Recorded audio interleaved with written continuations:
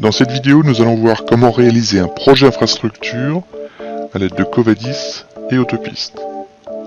On part d'un plan 2D, et grâce à un assistant, on va aller modéliser en 3D le terrain. Pour ça, on va s'appuyer sur un fichier ASCII de points, connu en XYZ.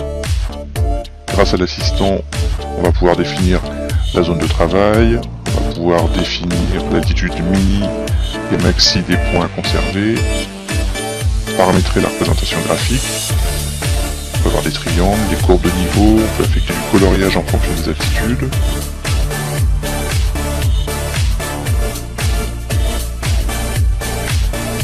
On peut visualiser le terrain en 3D.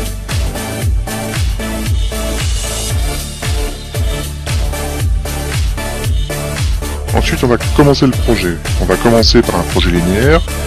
On va tracer un axe en plan, en utilisant toutes les commandes de création d'axes, des alignements droits, des raccordements avec des arcs, avec des clotoïdes.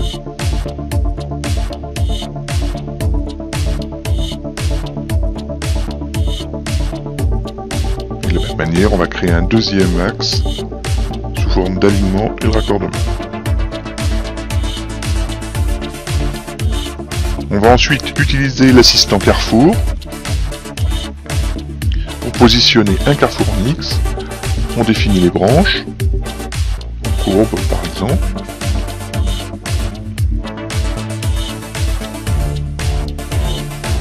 Et grâce à cet assistant, on va pouvoir de façon dynamique faire des modifications sur la largeur des voies, les rayons de raccordement, positionner des zones de stockage si on le souhaite.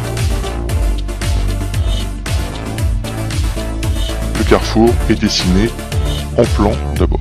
De la même façon, un assistant giratoire qui va nous permettre d'aller raccorder les différents axes avec des branches rectilignes ou en courbe. Et là aussi, dans cet assistant, on peut tout modifier de façon dynamique. Le rayon de l'anneau, la largeur des voies, etc. Le giratoire est positionné en plan. Ensuite, on va mettre le projet en 3D. On va aller tabuler l'axe en plan, dessiner le profil en long du terrain naturel, puis créer la courbe projet, créer des profils en travers type qu'on va aller affecter le long du projet, puis ensuite calculer le projet. On va utiliser un assistant dans Autopiste pour automatiquement monter et le carrefour et le giratoire en 3D en dessinant les profils en long TN et projet de chacune des branches, affecter des profils en travers type et calculer l'ensemble en 3D. On va ensuite positionner des plateformes. On va utiliser un assistant pour calculer autant de plateformes qu'on souhaite, que ce soit des plateformes bâtiments, des plateformes voirie,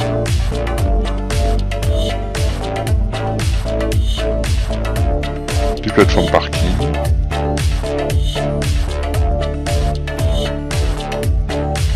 des plateformes espace vert,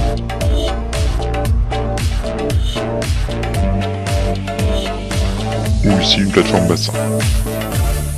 Covadis va nous calculer les cubatures, optimiser éventuellement les déblais et les remblais et intégrer le projet en 3D dans l'existant. On va ensuite tracer les réseaux. On va pouvoir affecter des coupes de tranchées, dessiner en plan les réseaux, avoir le profil en long, les tuyaux, la modélisation 3D. Ensuite, on va venir insérer au format IFC un bâtiment géoréférencé qui a été créé dans Revit. On va récupérer les murs, les dalles, les réseaux. Et ça va nous permettre d'aller raccorder les tuyaux d'évacuation du bâtiment sur le réseau d'infrastructure qu'on a créé précédemment. L'intérêt de passer en IFC, c'est qu'on reconnaît automatiquement les tuyaux d'évacuation du bâtiment. On va faire un export dans TerraVision afin d'avoir une maquette 3D du projet. Il s'agit ici d'une maquette 3D qui nous permet de visualiser le projet, où on va récupérer à la fois le carrefour, le giratoire, les plateformes, les différentes signalisations horizontales, verticales, les réseaux et le bâtiment qui avait été fait dans Revit.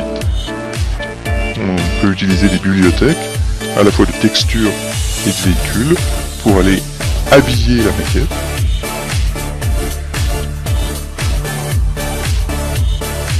On peut même créer des vidéos pour se déplacer à l'intérieur de la maquette. Par contre ici, il ne s'agit pas d'une maquette intelligente. Ce n'est pas une maquette BIM, c'est uniquement une maquette 3D destinée à visualiser le projet.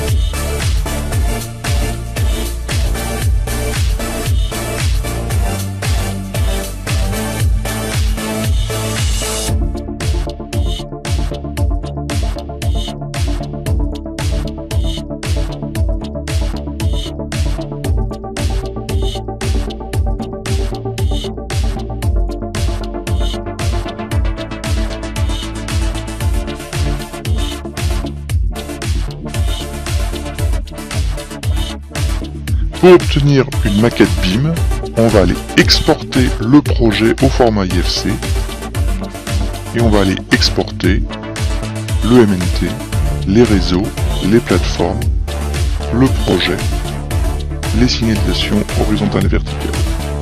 On va pouvoir faire la même chose au format IMX pour InfraWorks.